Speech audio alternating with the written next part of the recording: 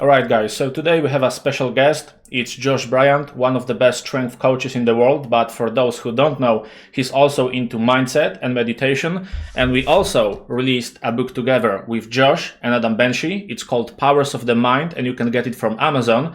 But bear in mind, if you're ordering to Poland, go to amazon.pl, because if you go to .com, you're gonna order from the US and you're gonna wait for the delivery for about 2 weeks.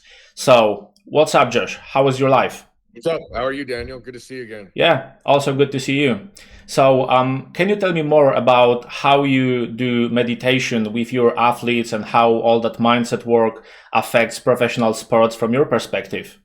Well, I think there's a lot of different ways, and so I think a lot of can start off with not even getting so far deep into that, like meditation, visualization, mental movies, things like that. A lot of it's going to start off with self-talk. So if you've been just kind of cluttered monkey mind your whole life, never focused, doing nothing, if you tell someone, hey, close your eyes, look up at 15 degrees, count backwards from 100, I bet you they can't make it from 100 to 90, let alone the whole time. So I think I think that's kind of where like with the book right there is some kind of lead-in exercises and things like that. It's not like, all right, you do nothing right now, so all of a sudden now you're gonna go outside and stare at a candle for 3 hours and clear your mind. So I think a lot of times you have to start off a little more basic with like strategies of affirmation, self-talk, things like that before even diving in there, because I think with a lot of times you could talk about like improper training produces bad results, maybe no results at all, maybe backwards in some cases, where I think with the mindset stuff, if you're making some sort of effort and it's semi-guided, you're going to get something out of it. So even if this is not like close to ideal and you do something, you get something most of the time, unless it's just totally haywire. So I've before I even knew this was any sort of like thing to study or know about, I guess it naturally kind of came to me. I remember getting ready for some big powerlifting meets, and I used to just load the weight on the bar, and I would stare at the weight I wanted to do, and I would think it'd be 30 seconds, and like an hour would go by. I'd get so obsessed with it and sit down, lay down, see it, feel it. One of my first time I squatted 900 pounds, I had trained previously with a guy in Louisiana named Gary Frank. And every time we trained together, he would chew tobacco, like dip, snuff, whatever you want to call it. But it was like very strong. It was Copenhagen. It was a very strong smell to it.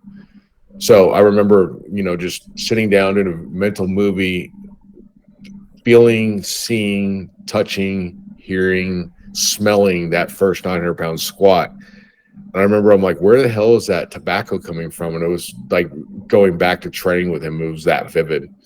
So I always knew there's something to it. I just didn't know anybody actually studied this. I didn't know, there was any sort of like techniques, strategies, things like that. Just something I did intuitively. And, I guess I kind of first learned about it from a book called Psycho-Cybernetics. So I see you're also a lot into the internal dialogue, and the interesting thing is that even though some people do not react well to motivational techniques, they will react to fear. So for example, when we have people that constantly talk to themselves and they're like afraid of lifting a certain weight or of a certain event and so on, it increases their cortisol release, and then they're simply getting deconcentrated and kind of paralyzed by the fear. Well, and even like physiologically, it'd be, counterproductive to even like muscle hypertrophy and body composition on top of what you're saying. So, I definitely think you're right there. You're saying, so what was the kind of question there? Oh, not a question. Yeah, no, you're definitely, 100%. I think you have to figure out, what works for you and that kind of thing for sure, because everybody is going to be a little bit different. I've personally, if I don't get as motivated, especially for like any kind of long-term goal, by like fear or hatred or things like that, where like, if somebody's coming to attack my family at the door right now, that would be a different thing. You'd hate that person, be fearful in a sense, but aggressive and moving forward. and that would be motivating right then and there. But like to think about, okay, I'm going to lift X amount of weight or do, whatever, to me, it has to be more of a positive place. Yeah, sure. And I think we talked about this like 2 years ago, but you also mentioned that a very simple meditation technique you sometimes use with your athletes is echo meditation. Can you tell us more about this? Refresh me here on the echo meditation. Um, I don't use that. I don't use that term. That's why. That was like a guided meditation with repeating like hypnosis. Yeah, kind of like that. You sent me a YouTube video, I think, or directed me to the video. Yeah, see, I would call that hypnosis. So I don't. Again, I'm not like a trained professional here, but using like the right, the prevailing scientific terms, if there are any. But that would be more of like a guided meditation where you would put the person in a deep sense of relaxation, or excuse me, a guided hypnosis. So I trained a lot. The way I kind of knew there was, again, I don't know if there's like a how seasoned professionally this guy was trained. But what happened was I started training with my wife got me for my birthday or Christmas one year. So like, I never can get you anything good. And I'm like, well, I heard about this this guy that put like the person who described it didn't call it hypnosis, said like he was going through a terrible injury in football and he was a kicker and was going to lose a scholarship.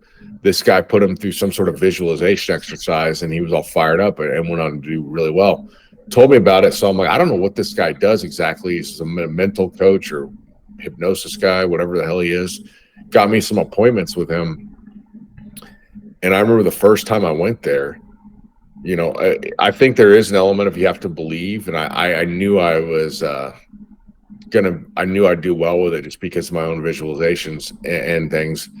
And I remember that's when Jailhouse Strong came out about that time. And I remember thinking like, this book's gonna go #1 on Amazon. He was starting to put me under in a hypnotic state. Sure enough, I checked. This is like right when people first started getting internet on their cell phones anywhere quickly and all that stuff. iPhones, about probably like one of the first years they came out.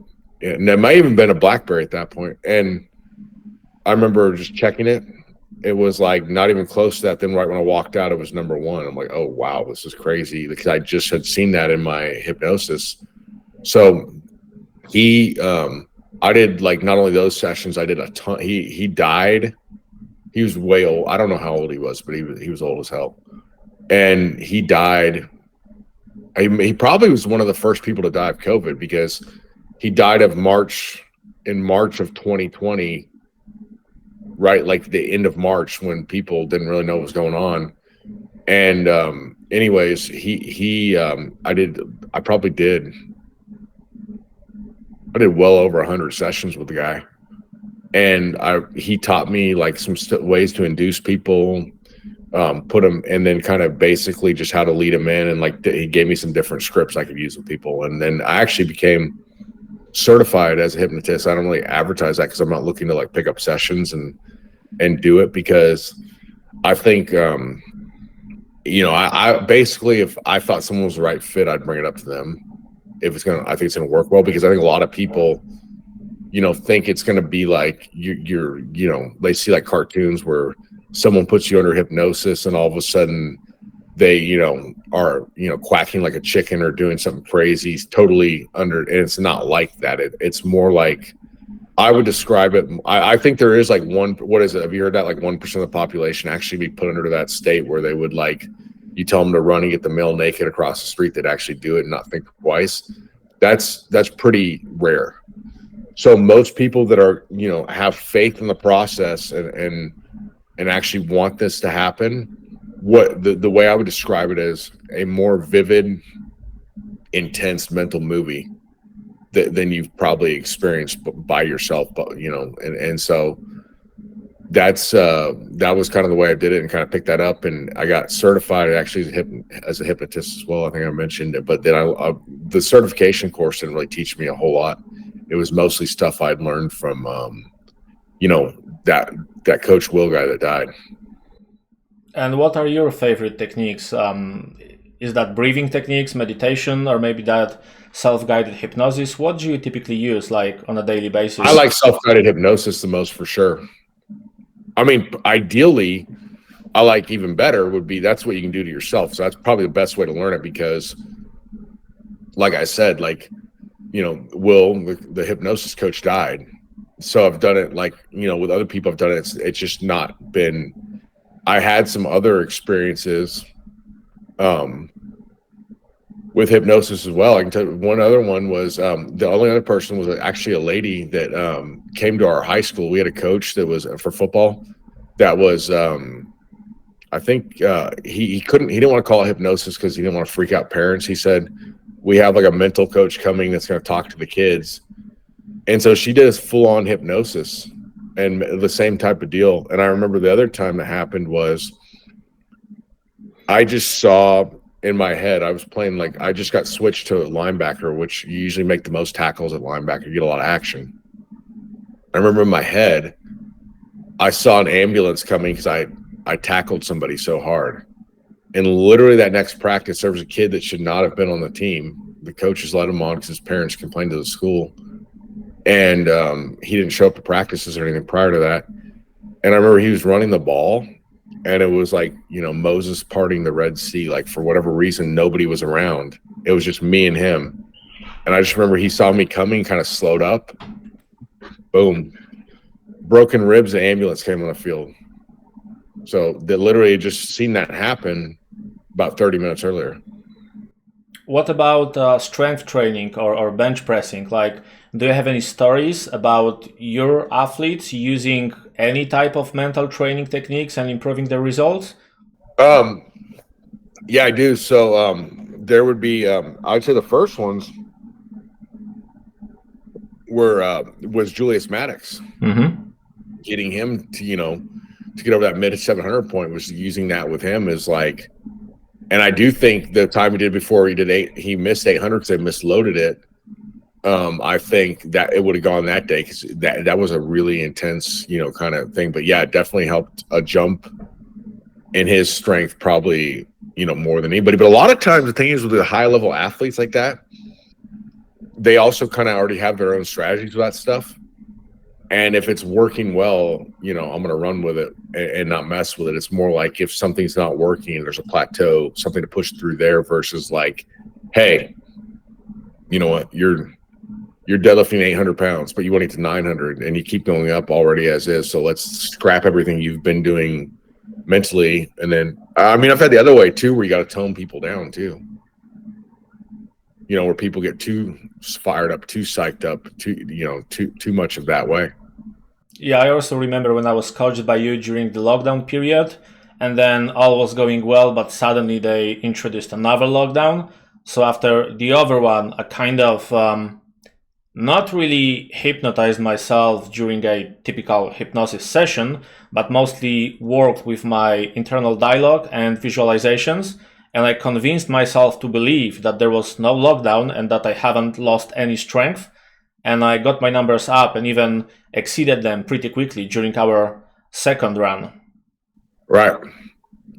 So I think there's that too is like, I think that I personally, the more I do this, would probably, you know, keep emphasizing more and more the internal dialogue. I think that's like more important than the movies visualizations, because I think that leads to that. Like, you know what I mean? Like if you do that correctly, if nothing, even if you don't stop and actually do these exercises, you are going to just walk around, and when you daydream, have daydreams that are productive and helpful to what the goal is.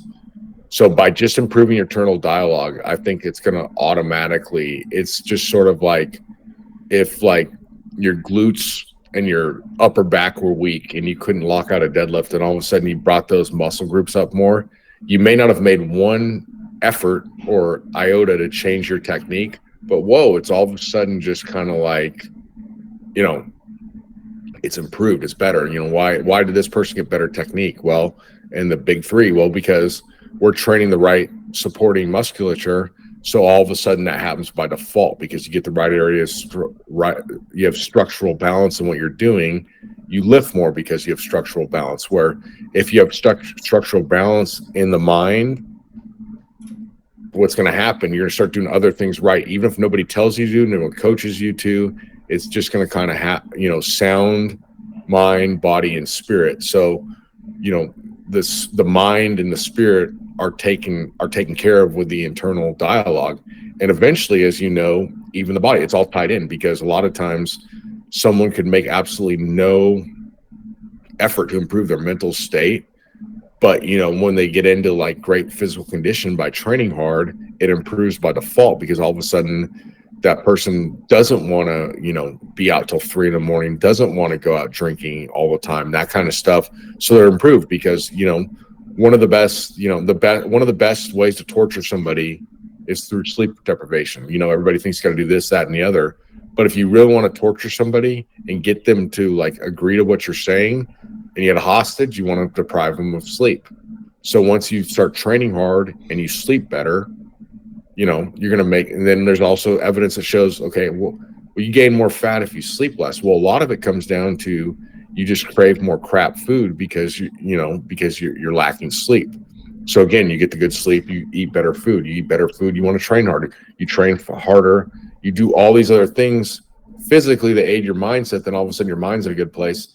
It's all about creating snowball effects and momentum, and you are in every action, every day, every action you take. It's just the question is that a snowball going towards the negative, momentum going towards the negative, or is it going toward the positive? Well, hopefully toward the positive, but I think one of the easiest ways, honestly, to get your mental part in check would be to improve and start training properly and hard, get the physical part in line, but then the internal dialogue. So the internal dialogue, the physical part is going to lead to the mental part. There's the very few examples otherwise. I guess the only ones I can really think of like that are like bodybuilders that become so obsessed by the way they look. They're doing a lot of, things right on paper, but when I guess it become like such an addiction to food, drugs, things like that it's gonna, I guess you can always find those like outlier examples, but for the most part, you start improving the internal dialogue, the physical training, the rest is going to take care of itself. Honestly, I think that's easier to do sometimes than the mental, because you think about it, you start wanting to improve your mental dialogue. I'm going to do that first. Okay, well, you're 400 pounds, you can't walk across the room without getting out of breath.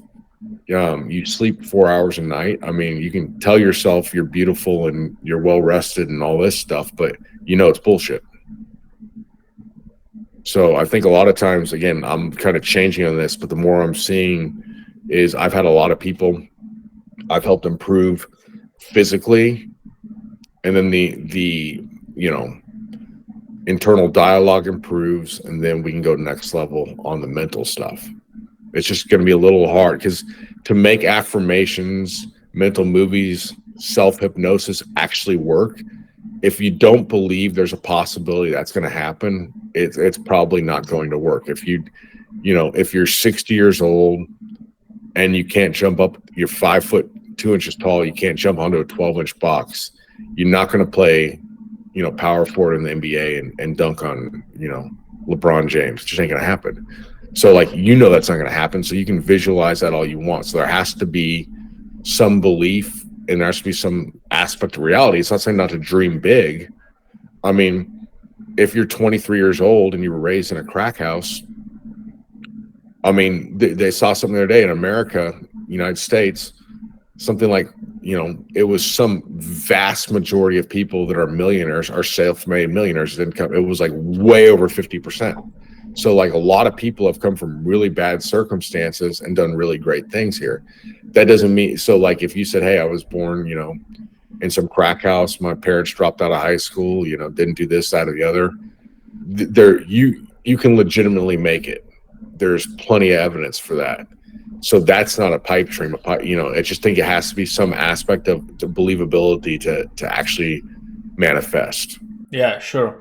And what's your take on mind-body meditations such as progressive muscle relaxation or autogenic training or any other similar type of mental practice that gets you connected? Like, do you use it with bodybuilders or powerlifters to increase their somatic awareness so they feel their bodies more and so on?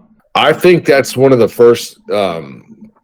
That's actually one of the first techniques I was introduced to. Just through there's this book called Psycho Cybernetics by Maxwell Maltz. It's from like 1959, 1960s, very old. And I don't know what he calls that in the book, but it's basically what you just said. I don't think he calls. I think he uses just relax this area, relax that, and like when Will the hypnotist, he used to call those relaxations instead of hypnosis, but it's the same type of thing, a progressive relaxation. So I think if you, of course, if you are unable, let's just say, for example, you're a bodybuilder or someone who works out. If every time you do a lat pull down, you only feel it in your biceps, okay, that if you're able to do a progressive relaxation and relax those areas, I mean, how would you not have a better mind muscle connection? I mean, literally, there's all sorts of studies that show that when you, I think some of these are really old, but just even like there's a lot from the 80s and stuff on like basically like, visualizing yourself doing a bicep curl, actually doing a bicep curl, then doing the two together. Obviously, the two together was the best, then actually doing it would be next best, and visualizing and still produce results. So I think there's actually got to be doing, but there's absolutely going to be plenty of value of that for anybody that needs any kind of kinesthetic awareness. That could even be, on a global level too. If you're an athlete that needs to be powerful, if you can learn to contract and relax with just your mind, how's that not going to benefit you? Mm-hmm. Right. And if anybody wants to work with you, whether it would be that through coaching or through personal consultations, how can they find you? You can go to my website, joshstrength.com, or even just email me, josh@joshstrength.com. It's obviously you can do through social media, Instagram, JLL Strong, that kind of thing. But the easiest way to get directly to me without having to go through like a phone on a page or anything would be just that. All right, Josh, thank you for the interview. Right. I hope our viewers are going to like it. And let us know in the comment, guys. Do you have any other questions? That's it for today. Thanks for watching. Are you still in England? Yeah. Yeah, I might be doing another event there. I'll let you know. When? Too. I don't know yet. Okay. They'd mentioned it though. In like a few months or in a year? No, I'm guessing. I want to do it in the summertime. Okay.